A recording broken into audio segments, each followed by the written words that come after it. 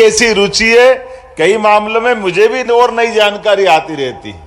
आज जब यहाँ गौशाला का भ्रमण कर रहे हैं और भाई साहब ने कहा कि वो स्वयं 35 साल पहले जैविक खेती का अपना प्रयोग करके सफलतापूर्वक अपना कॉन्फिडेंस भी के साथ इस बड़े प्रोजेक्ट के मन में जैसा हमारा सबका भाव है, जोरदार अभिनंदन करें। सच में आज उनका ये रूप मुझे देखकर आनंद आ गया। माननीय उप मुख्यमंत्री राजेंद्र शुक्ला जी जिनके प्रयास से ये शासकीय गौशाला प्रारंभ हुई, ये नया प्रकल्प प्रारंभ हुआ, इस अवसर पर माननीय हमारे प्रदेश के अध्यक्ष श्रीमान हेमंत खंडेलवाल जी हमारे बीच, हेमंत जी भी लगातार ऐसे गौशाला और बहुत सारे काम जैविक खेती के करते हैं। उनका भी विविध रूप है, बहुरंगी, उनकी अपनी उनके व्यवस्थाओं के आधार पर स्कूल का, गौशालाओं का, दूध उत्पादन का, फूड पार्क का, एग्रीकल्चर सेक्टर में काफी रुचि रखते हैं हेमंत जी। माननीय डॉक्टर महेंद्र सिंह जी हमारे प्रभारी और सारे जनप्रतिनिधि जोरदार अभिनंदन कर दे। समय की कमी है, मैं ज्यादा न बोलते हुए माननीय गृह मंत्री जी को बुलाऊंगा, उसके पहले 2-3 मिनट में अपनी बात खत्म करूंगा।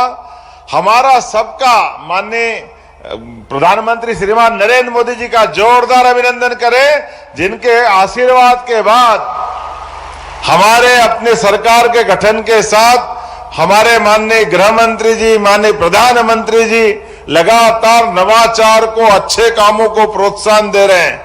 और खासकर ये बताना चाहूंगा, हमारे प्रदेश के अंदर किसानों की आय बढ़ाने के लिए, दूध का उत्पादन बढ़ाने के लिए भी बनासकांठा से नेशनल डेयरी डेवलपमेंट बोर्ड, और आप सहकारिता मंत्री भी हैं, इस नाते से किसानों की आय खेती की फसल से तो बढ़ना ही चाहिए, लेकिन दूध उत्पादन भी बढ़े और दूध उत्पादन के आधार पर घर घर व्यक्ति के जीवन में सुख समृद्धि आए।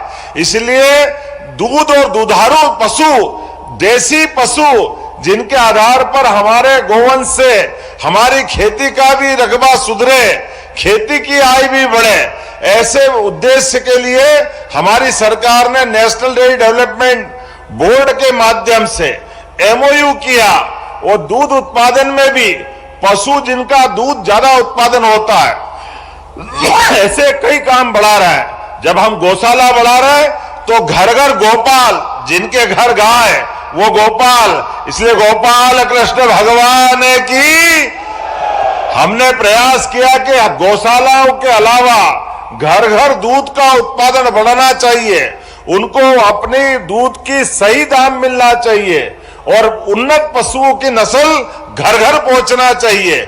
इसलिए आपने कहा था पिछली बार 2024 दिसंबर में कि अभी राज्य में 9% दूध का उत्पादन होता देश के आधार पर, आपके आशीर्वाद से 5 साल में इसको 20% तक ले जाएंगे, 20% तक। जोरदार अभिनंदन करें, ये बड़ा संकल्प है, लेकिन आपके आशीर्वाद से पूरा होने वाला है।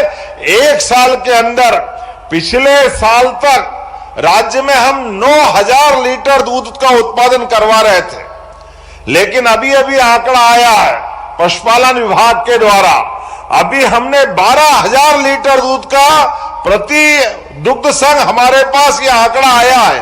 25% खरीदने के आधार पर बढ़ा है, लेकिन इसको 20% तक ले जाना है।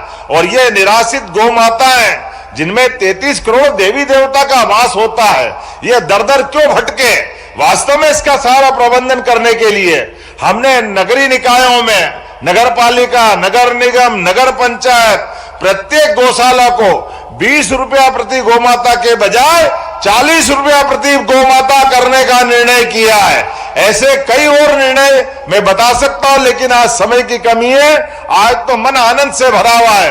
अटल बिहारी वाजपेयी जी की जयंती है, जोरदार अभिनंदन करें अटल बिहारी वाजपेयी जी के लिए,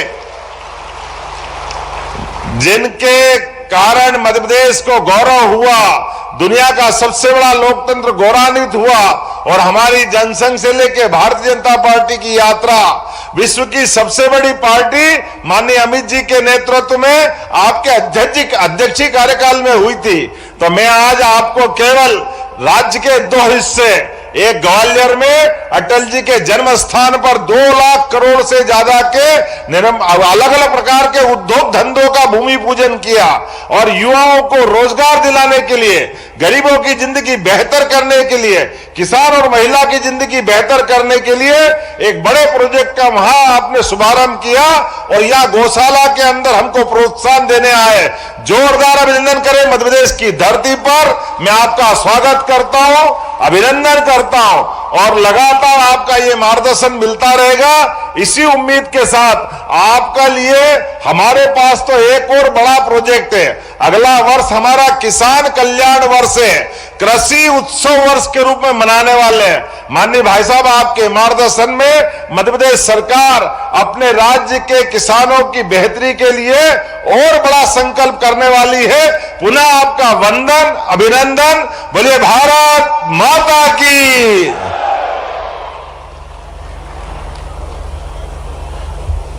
धन्यवाद। अब एक वीडियो फिल्म